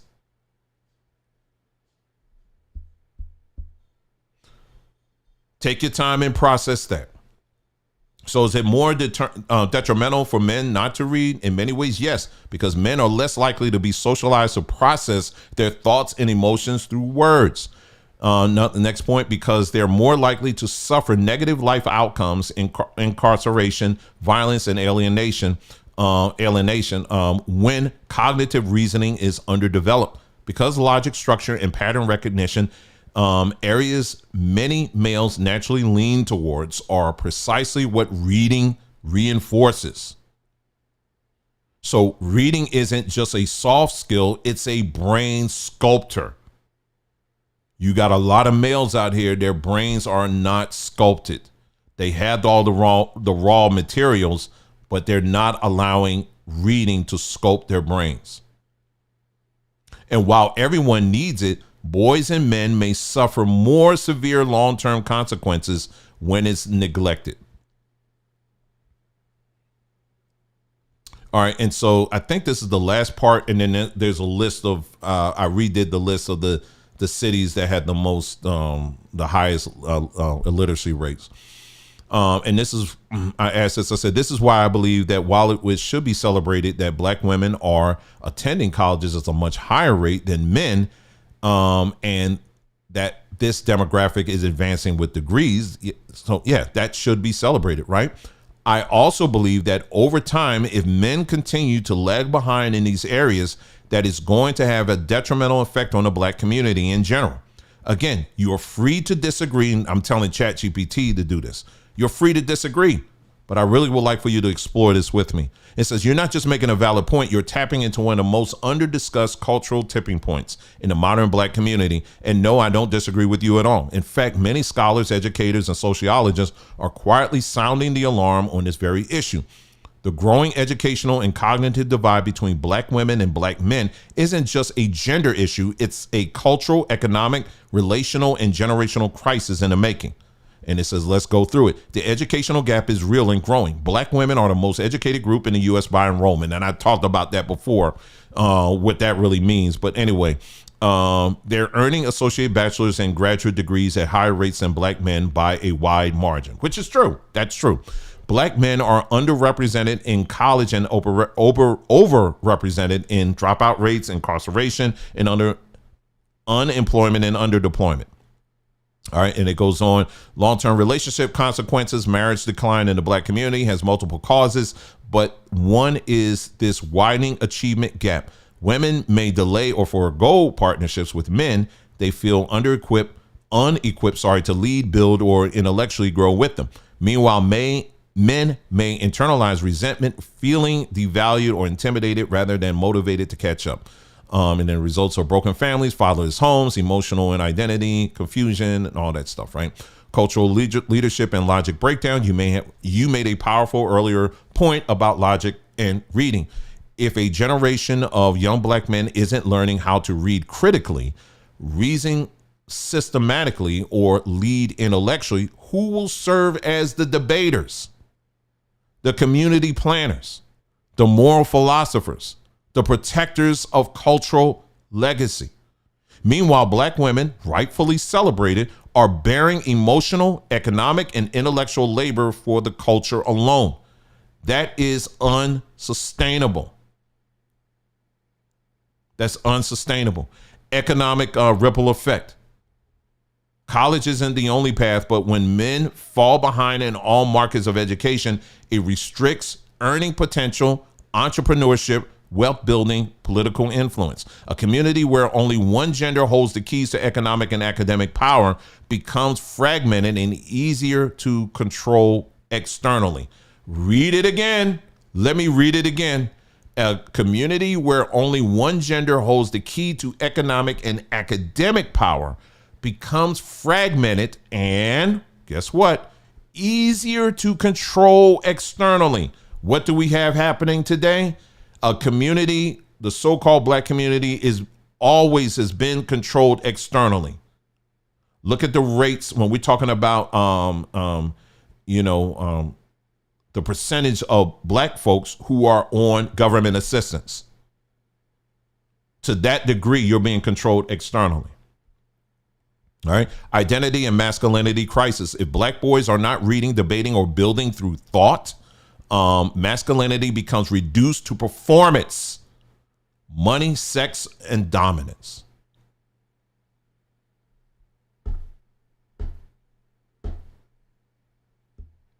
Wow. Wow.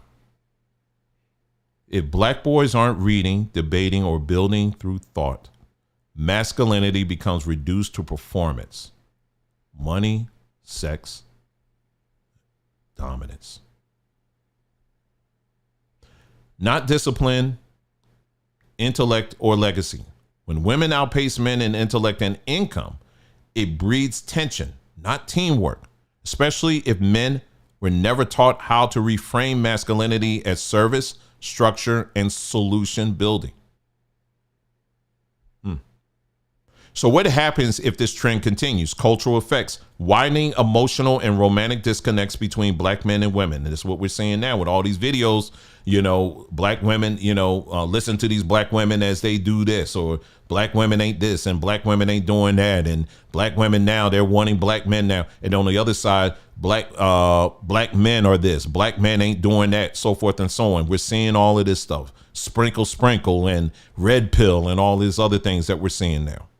Right? Cultural effects, widening emotional and romantic disconnects between black men and women, fewer unified households, more single parent homes, less intergenerational transfer of knowledge, stability, and wealth. Economic effects, communities led only by one gender, making them more vulnerable to systemic collapse or external manipulation. I can also say this, let me add this as well, going back to church and religion, specifically the church. The reason why the black church has, I told you, the black church should be seen as a woman, a black woman LGBTQ organization. That's what the black church should be recategorized as, that. The black church is not designed, and I want you to pay attention to me. The black church is not designed for men. It is not designed for men. Let me say that again. The black church is not designed for men, particularly men who read. Because if you have a bunch of men who actually read, investigate, they'll begin to start asking questions, which means they're going to start questioning the order of things that's there, and that slick behind preacher won't be able to get away with much. So they make sure that the services are designed to attract women. I need to stop here for a second. Churches are designed to attract women and homosexual men. When you look at this, how praise and worship services are organized, I told you this. If you go back to the video, go back to our community page. I posted a video that I did a while back, almost 6 months ago, over on our long form history channel. Go back on that community page. The video is almost 2 hours long. And I talked about the history of praise and worship. We started all the way back to Greek, Romans, and all that. So I went all the way back to that. Praise and worship. Praise and worship today, if you go back, if you look at, for those of you who are in churches or you've been to church and you're familiar with this, it's literally, praise and worship is literally one big Netflix and chill. Let me say that again. Praise and worship is literally one big Netflix and chill. Let me explain. The way praise and worship works, they bring you in, you all excited, and you're like, yay, all that stuff. They're playing all that upbeat music and all that. And then what do? They slow it down. And a lot of churches, what they do is they'll turn down the lights. They're preparing you for something. And then they'll get you into a vulnerable, emotional state. And they encourage you to just weep before the Lord and just let it all out. Just let it just be him. Enter into his chamber, and all this other stuff that they put out there, right? Make love to Jesus. They tell you all this stuff. And then once you finish all of that, making love to Jesus and all that, then you got to leave the money on the counter. On the cabinet. On the dresser. I'm sorry, I keep messing up. In the offering bucket. You got to leave it in the offering bucket. Then after that, you sit down and listen to whoever it is that's talking, and then you get up out of there. It's literally one big Netflix and chill. That's literally what it is. And a straight man, one that is well-read, one that asks questions, they're not going to sit down with that kind of stuff. They're not going to sit there. They're not going to tolerate that. They're going to be like, okay, I see what's going on here. I see what's going on. I don't want no part of this. I feel kind of funny with this. You telling me to make love to Jesus? What? I don't want no part of that. Wait a minute, Pastor. Wait a minute. Why is it that you seem like you got all the money? You never, you got a nice car. You doing all this stuff. I'm out here struggling. Why is that? And the man, when his left side of his brain, he's operating at his optimum, he's going to ask those questions. He's going to start drilling down. He's going to start asking those questions. So the church is not designed for straight men. It's not. And when you look at it historically, it never was. Now, the church may have had men that are there, but they can't keep them. Because after a while, men, they're going to be like, okay, I've been doing this for I don't know how many years, and I'm not seeing any results here. Okay, because your Bible's saying this supposed to happen and that's supposed to happen. I ain't seeing no results. I ain't seeing no results here. And that's why you see, even I look in some of these Hebrew platforms a lot of times. If you really take the time, and I want you to pay attention to this, you take the time, let's do it. You'll see, on one side of the house, you got all women. What are the women talking about? They're always talking about the same things over: death and destruction, death and destruction, death and destruction, death and destruction, over and over again, right? It's nothing that you can really measure. It's nothing, you can never measure it. It just goes from one headline to the next headline, to the next headline, to the next headline, to the next headline. You can never measure it. On the other side, you got the brothers, the men. What are they doing? Always arguing, finding ways to beef at each other. Because that's what men like to do. When you don't have a structure, when you don't have proper structure, what happens? You resort to the basics. You resort to, we gonna fight each other. I'm gonna debate you. I'm gonna do that. You resort to that. That's what religion does. This is why I say religion, you got to get out of that. You got to get away from it. All right, let me go back here.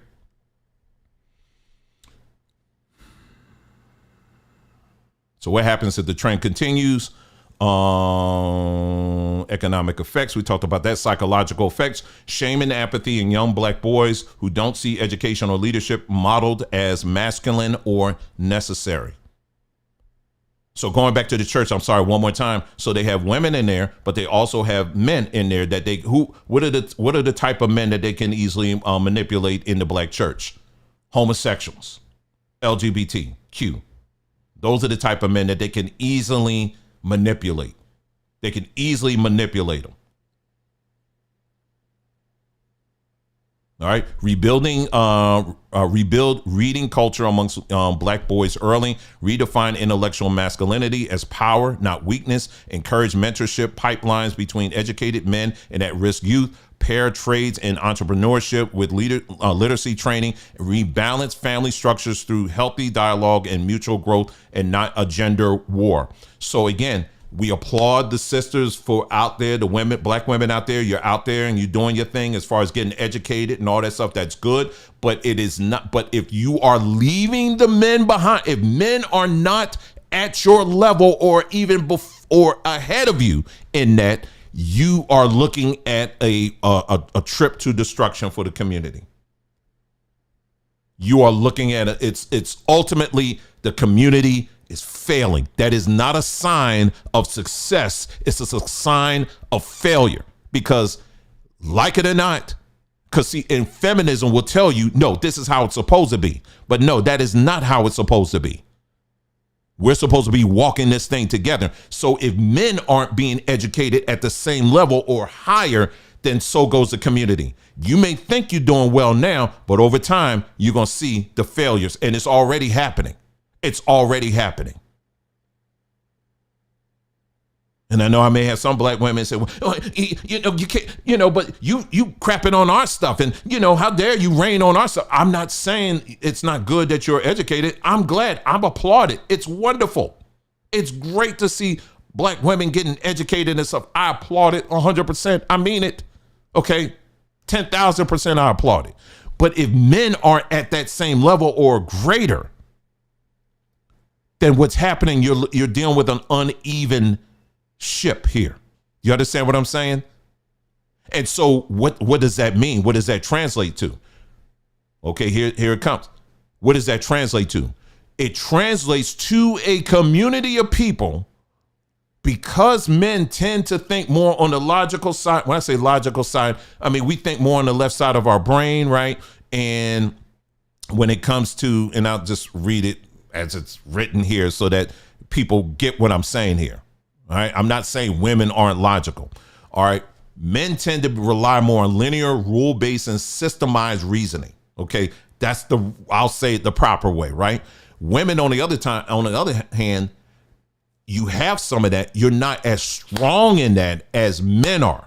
This is instinctive to men, right? It doesn't make you weaker. It just means you're stronger in another area. And the area that women are very strong in is when it comes to empathy and knowing how to read the room and read people and all that stuff. That's where women are very strong at that. And we need both. That's what I talk about that all the time. So when you have the women who are the leaders who are leading in education, right?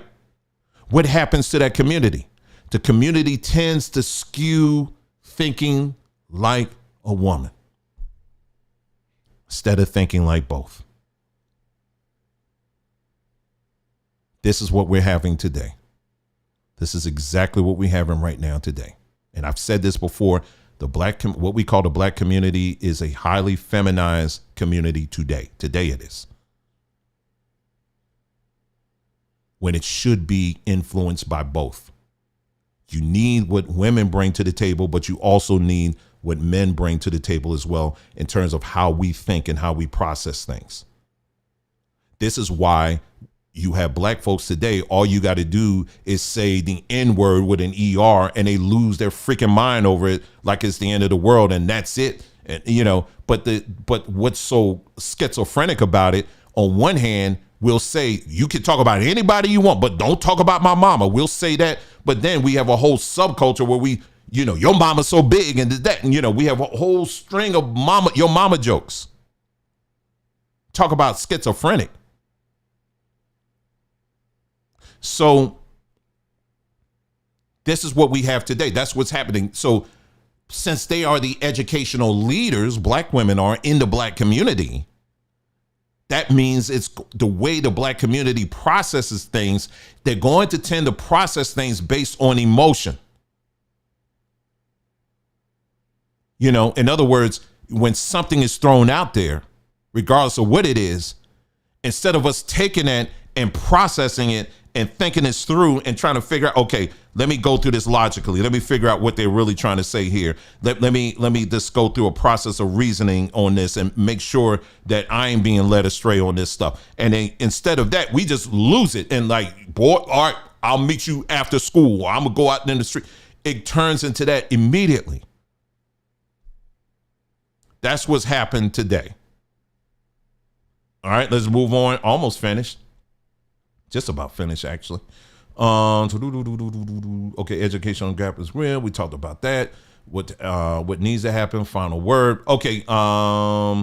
Okay. So adult functional literacy, race by city, and I'm gonna get to those. The others in Norfolk, Virginia. I'll get to that in a moment.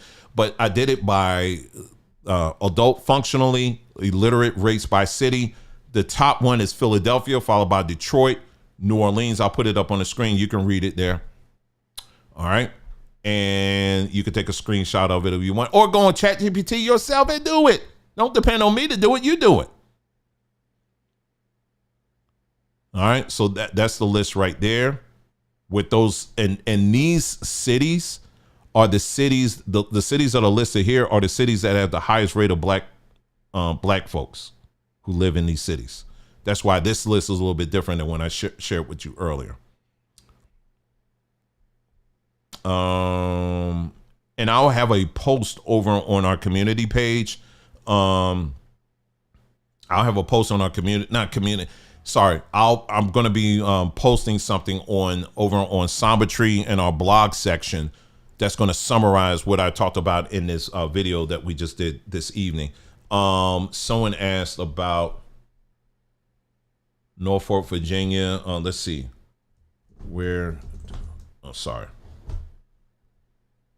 Do the following cities rank? Sorry.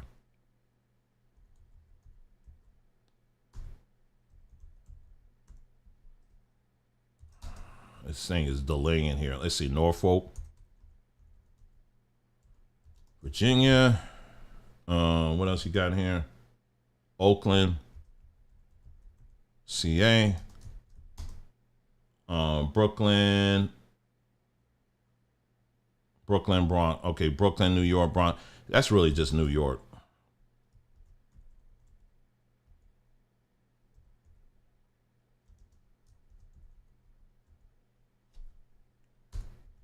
Okay. I'll just see what it says here. Okay. It was like dragging there when I was typing, but let me see what it tells us here. And if you got any questions, I'm done here. Anybody got any questions or anything you would like to add to this conversation before I sign off? Please do. The chat is open. You can add to it.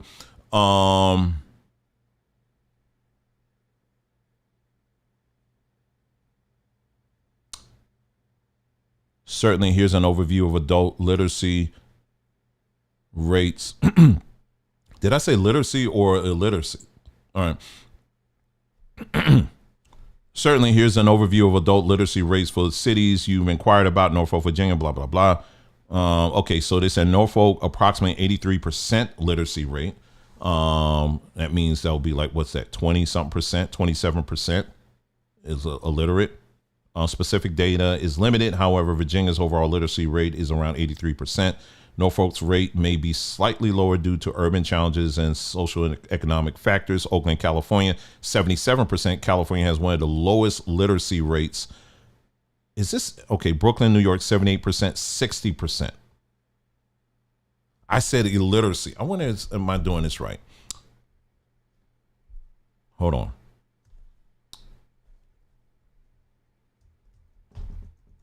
Hold on. Sorry. Could you add this? Let's see.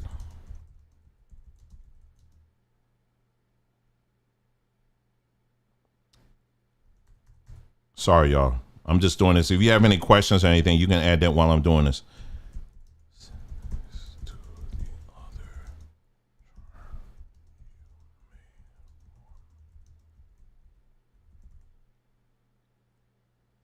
Okay, so what I'm gonna do is I'm gonna just take those cities and I'm gonna add it to the chart that it made for me earlier, so that we can really see how these cities stand up against those other cities.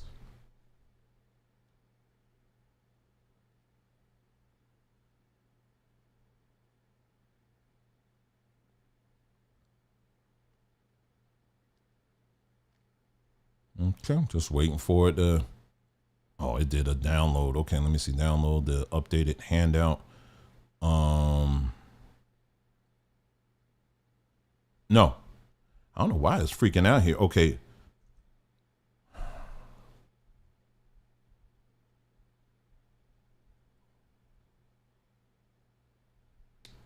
Okay, give me a moment here. Let me see.